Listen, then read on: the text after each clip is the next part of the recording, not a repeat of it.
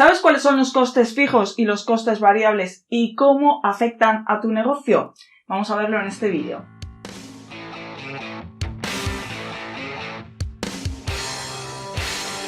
En este vídeo vamos a ver cuáles son los costes fijos, cuáles son los costes variables, por qué debes conocer ambos, cómo afectan a tu negocio y además lo vamos a ver de una forma gráfica. Vamos a empezar con los costes fijos. ¿Cuáles son los costes fijos? Bueno, hay una definición súper sencilla y es que los tienes que pagar produzcas o no produzcas. ¿A qué me refiero con producir? Me refiero a vender.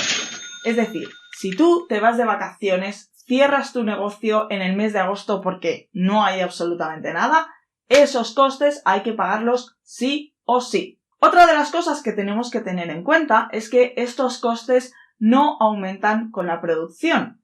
Ya puedes estar fabricando 1 o fabricando 100, ese coste lo vas a tener que pagar sí o sí y va a ser el mismo precio. Esto va a ocurrir por lo menos en el corto plazo. ¿Qué es el corto plazo? Bueno, pues por lo menos un año, un periodo de tiempo cortito, ¿de acuerdo? Va a ocurrir que esto no aumenta cuando aumenta mucho la producción. Seguramente que ya estés pensando algunos ejemplos, el más típico, la cuota de autónomos o, por ejemplo, el alquiler de un local. Y dirás, bueno, pero si yo aumento muchísimo mi producción y empiezo a vender muchísimo, quizá necesite un local más grande para poder vender más y ofertar más productos. Sí, pero esto no te va a ocurrir en el corto plazo, te va a ocurrir en el medio plazo o en el largo plazo. Por eso los economistas decimos que todos los costes son variables a largo plazo, pero no lo son a corto plazo. Porque, bueno, pues tú de un día a otro no cambias un local simplemente por haber aumentado un 10% más tu facturación. Claro, te imaginarás entonces cuáles son los costes variables. Y son esos que sí cambian con la producción. Aquí hay un ejemplo muy típico y es el tema del packaging. La gente que vende producto físico. Si vendes una camiseta y esa camiseta la vendes en una caja, y aquí te voy a poner un ejemplo que quizá conozcas y es el caso de Lucía B. ¿De acuerdo? Lucía B es una empresa que vende accesorios, vende ropa y vende cosmética. Es muy activa en Instagram y, bueno, pues vende producto físico, ¿de acuerdo? Cada vez que tú compras algo, te viene en una cajita similar a esta, ¿de acuerdo?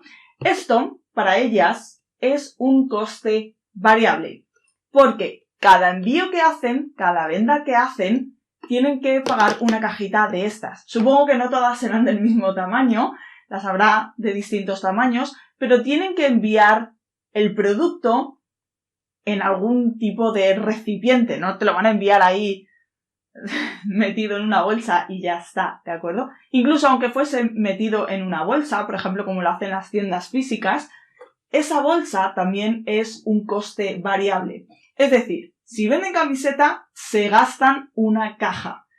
¿Que no venden camiseta? No gastan esa caja. Aunque ya la hayan pagado, no la gastan. Y aquí tenemos que empezar a pensar con mentalidad de empresarios.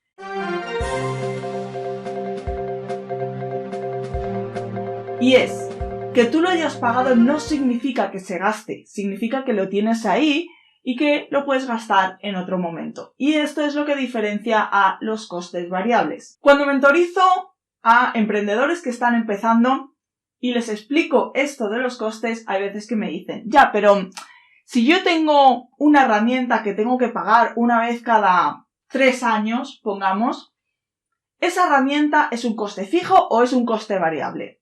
Bien, entonces, parece que por tener que pagarla cada mucho tiempo es algo variable, pero en el fondo es un coste fijo, ¿de acuerdo? Porque esa herramienta la tendrás que pagar tanto si vas a pagar momentáneamente la producción como si no la vas a pagar. Estoy pensando, por ejemplo, en herramientas, pues yo qué sé, en un Zoom, por ejemplo, en una herramienta de marketing, ¿vale? Hay veces que las puedes pagar cada 2 años o cada 3 años, lo normal es pagarla cada año, pero es un coste fijo, ¿de acuerdo? De hecho, La forma correcta de organizar las finanzas para pagar esa herramienta es coger el coste total al año y dividirlo entre 12 y cada mes aplicar ese gasto que nos ha salido mensual a los gastos que haya ese mes. De esa manera, cuando se renueve, tendremos la tesorería, tendremos el dinero líquido para poder pagar este coste, que es, como digo, un coste fijo. Bien, entonces, vamos a ver una recomendación, sobre todo si estás empezando con tu negocio o estás pensando en emprender, ¿de acuerdo? O incluso, si ya llevas un tiempo con tu negocio, las cosas te van bien, pero quieres subir de nivel. Y es que los costes fijos tienen que ser lo más bajos posibles. ¿Por qué? Porque los costes fijos ahogan el negocio. Claro, si has entendido bien el concepto de coste fijo, que estoy segurísima de que lo has entendido, quiere decir que tú, ganes o no ganes dinero, los vas a tener que pagar. Por lo tanto, si tú tienes que pagar, vamos a poner 10.000 euros todos los meses, ganes o no ganes dinero, eso lo que va a hacer es que tu negocio muy posiblemente se ahogue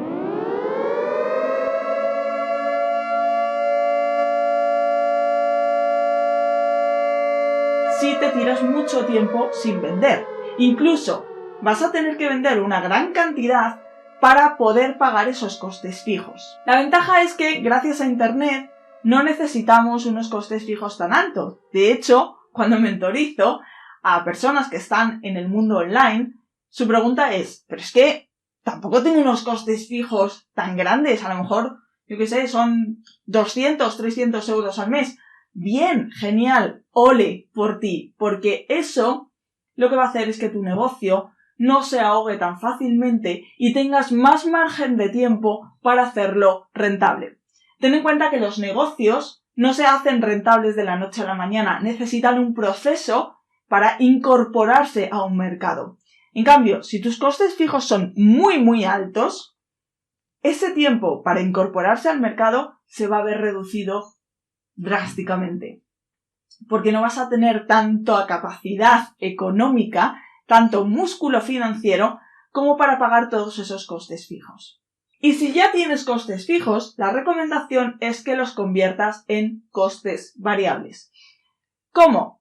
Por ejemplo, un ejemplo muy típico es si tú tienes un vehículo comprado, ese vehículo te está generando un gasto todos los meses, ¿de acuerdo? Incluso aunque no lo utilices.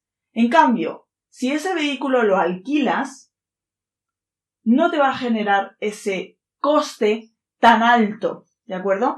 Porque, pues los meses que no lo necesites, no lo alquilarás y te ahorrarás ese dinero.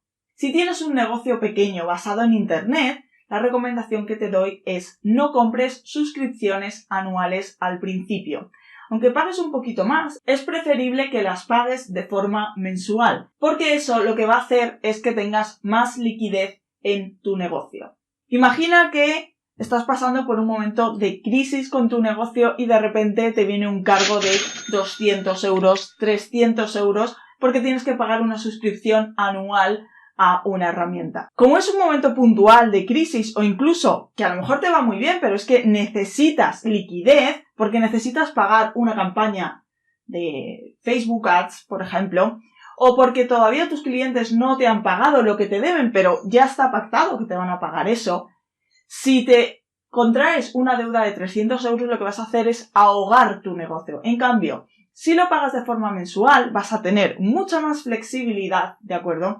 Y te va a permitir hacer frente a estos gastos, aunque sean un poquito más caros. Y en el momento en el que tu negocio ya tenga una facturación estable, ya sí te puedes permitir comprar estas licencias de forma anual y te podrás ahorrar, normalmente es un 20%, un 15% que hacen en el pago de las herramientas anuales.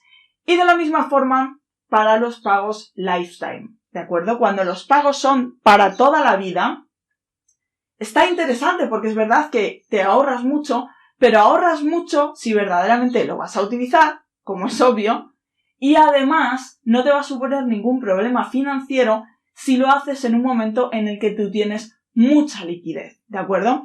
En cambio, Si lo haces en un momento en el que tienes que pagar muchas cosas, es un desembolso muy grande que sí, que te viene bien a nivel de organización financiera, pero que no te viene bien a nivel de tesorería. Si quieres que haga un vídeo hablando sobre cómo organizar la tesorería en un negocio, es decir, cómo organizar la liquidez, el dinero que tienes disponible para gastar en un negocio, déjamelo en los comentarios.